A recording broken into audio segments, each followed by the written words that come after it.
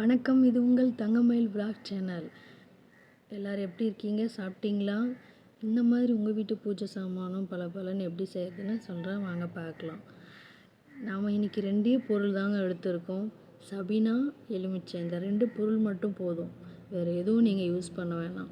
புளி, இந்த கோதுமை மாவு வச்சு எதோ சொல்கிறாங்க, அது எதுவுமே வேணாம். இந்த 2 பொருள் மட்டும் போதும். பூஜை சாமான் எடுத்து வச்சுருக்கேன். இன்னும் அதை தண்ணி எதுவும் ஊற்றி கழுவலை. முதல்ல நீங்கள் தண்ணி எதுவும் ஊற்றி கழுவாமல் ஒரு டிஷ்யூ பேப்பர் வச்சு அதில் இருக்கிற எண்ணெய் பீஸுக்கு மட்டும் போகிற மாதிரி நல்லா துடைச்சி எடுத்துக்கோங்க. நோட் பண்ணிக்கங்க. சோப்பு எதுவும் போட்டு நீங்கள் கழுவ வேணாம். டிஷ்யூ பேப்பர் மட்டும் யூஸ் பண்ணுங்கள். டிஷ்யூ பேப்பர் இல்லாட்டி துணி ஏதாவது யூஸ் பண்ணி அந்த எண்ணெய் பீஸுக்கு போகிற மாதிரி துடைச்சி எடுத்துக்கோங்க. குங்குமம், மஞ்சள் அது எல்லாமே துடைச்சி எடுத்துக்கோங்க. தண்ணி ஊற்றி கழுவாதீங்க. 1/2 லெமன் எடுத்திருக்கேன். அந்த 1/2 லெமன் நல்லா அந்த எலுமிச்சை சாறு எல்லா இடத்துலையும் படுற மாதிரி அழுத்தி தேய்க்கணும்னு அவசியம் இல்லை. அந்த சாறு பட்டாலே போதும், எல்லா இடத்துலையும் ஸ்ப்ரெட் ஆகிற மாதிரி தேய்ச்சி எடுத்துக்கோங்க. அது மாதிரி தான் நான் தேய்ச்சிருக்கேன். இது மட்டும் போதும். நீங்கள் பூஜை சாமான் எப்படி ரொம்ப நாளைக்கு பளபளப்பாக புதுசு மாதிரி ஷைனிங்காக இருக்குதுன்னு சொல்லிட்டு ஷைனிங்காக வச்சுக்கிறதுக்கு ஒரு டிப்ஸும் சொல்கிறேன். வீடியோ ஸ்கிப் பண்ணாமல் பாருங்கள். சப்ஸ்கிரைப் பண்ணாமல் இருந்தால் சப்ஸ்கிரைப் பண்ணிவிடுங்க. இப்போ நம்ம இது எல்லாத்தையும் எலுமிச்சை பழம் வச்சு நல்லா அந்த சாறு ஸ்ப்ரெட்டாக வர மாதிரி தேய்ச்சி முடிச்சாச்சு. நெக்ஸ்ட்டு நாம் அதான் சபீனா பவுட்ரு வச்சு தேய்க்க போகிறோம்.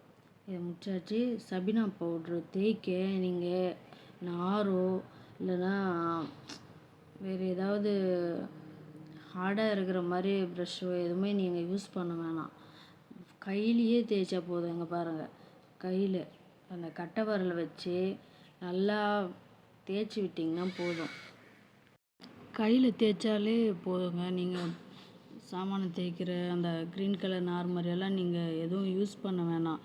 யூஸ் பண்ணால் விறகு சீக்கிரமாக உங்களுக்கு டேமேஜ் ஆகிடும். முகம்லாம் தேய ஆரம்பிச்சிடும். அந்த முகத்தோட அழகே தெரியாது, தேஞ்சிரும். அதனால் நீங்கள் அதெல்லாம் எதுவும் யூஸ் பண்ணாதீங்க. கையிலே வச்சு தேய்ச்சாலே போதுமானது.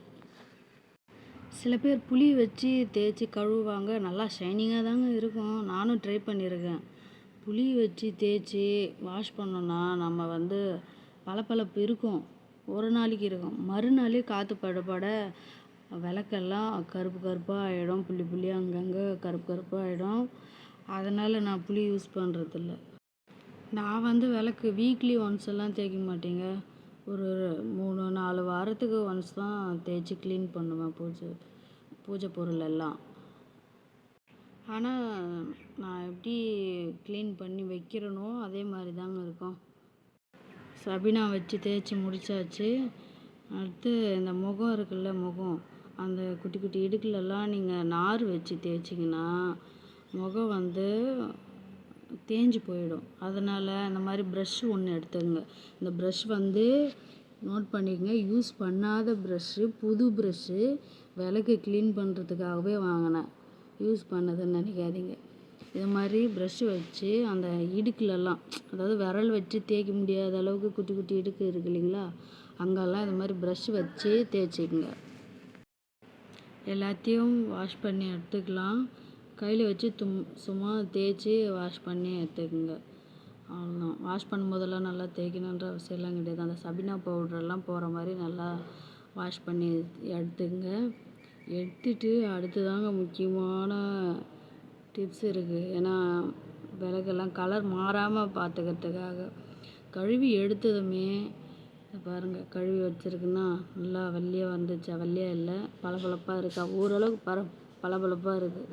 இதையும் நம்ம இன்னும் புதுசு மாதிரி ஷைனிங்காக மாற்றலாம். முதல்ல இதில் இருக்கிற தண்ணி ஒரு சொட்டு கூட தண்ணி இதில் இல்லாத மாதிரி டிஷ்யூ பேப்பர் வச்சு துடைச்சி எடுத்துக்கலாம். டிஷ்யூ பேப்பர் இல்லைன்னா டிஷ்யூ பேப்பரில் தான் துடைக்கணுன்ற அவசியம் இல்லைங்க. நீங்கள் துணி ஏதாவது வச்சு கூட, காஞ்ச துணியை வச்சு நல்லா ஒரு சொட்டு கூட எங்கேயுமே தண்ணி இல்லாத அளவுக்கு துடைச்சி எடுத்துட்டு நல்லா ஃபேன் காற்றுல ஒரு 5 நிமிஷம் நல்லா இது காயட்டுங்க. ஈரப்பதம் இருக்கு இல்லைங்களா, நம்ம தண்ணி துடைச்சி எடுத்தாலுமே ஈரப்பதம் இருக்கும். அதெல்லாம் நல்லா காயிற மாதிரி ஃபேன் போட்டுக்கிட்டிங்கன்னா கொஞ்ச நேரத்தில் அதுவே ஆறிடும். அதனால் துடைச்சிட்டு நல்லா காய வச்சுருங்க. காய வைக்கிறது மீன்ஸ் ஃபேன் காற்றுல வச்சுட்டா அதுவே ட்ரை ஆகிடும் எல்லா பாத்திரமும். அடுத்து நம்ம திருநீர் எடுத்து இது மேலே தேய்ச்சி விட்டுக்கலாம். பாருங்கள், கொஞ்சோண்டு திருநீர் எடுத்து ரொம்பலாம் எடுக்கணுன்ற அவசியம் இல்லை. திருநீர் எடுத்து நீங்கள் கையிலேயே, இதுக்கும் நான் எதுவும் யூஸ் பண்ணல, துணியோ பேப்பர் கூட எதுவும், டிஷ்யூ பேப்பர் கூட எதுவும் யூஸ் பண்ணல. கையில் தாங்க வச்சு நீங்கள் லைட்டாக இது பண்ணாலே போதும், நல்லா ஷைனிங்காக மாறிடும். பாருங்கள், இது கையில் கருப்பு கருப்பாக வரும். நீங்கள் எவ்வளோ நல்லா பாத்திரம் தேய்ச்சி க்ளீன் பண்ணி வச்சாலுமே இந்த மாதிரி நீங்கள் விபூதி வச்சு தேய்க்கும் போது அப்படி தாங்க ஆகும். ஆனால் ஷைனிங் பாருங்கள், உங்களுக்கே தெரியும் வித்தியாசம். பாருங்கள்,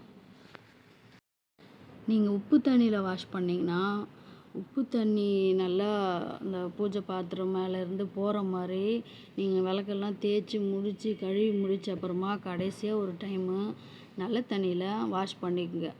அப்போ தான் அந்த பளபளப்பு நல்லா மெயின்டைன் ஆகும். டக்குன்னு உங்களுக்கு கலர் சேஞ்ச் ஆகாது.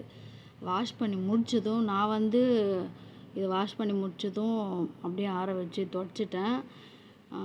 அந்த பளபளப்பு ரொம்ப நாள் இருக்கணும்னா நீங்கள் ஒரு சின்னதாக ஒரு பாத்திரத்தில், அதை வாஷ் பண்ணி முடித்ததும் ஒரு பாத்திரத்தில் கொஞ்சம் தண்ணியோட பன்னீர் கலந்து ஒரு 5 நிமிஷம் ஊற வச்சு எடுத்துங்க.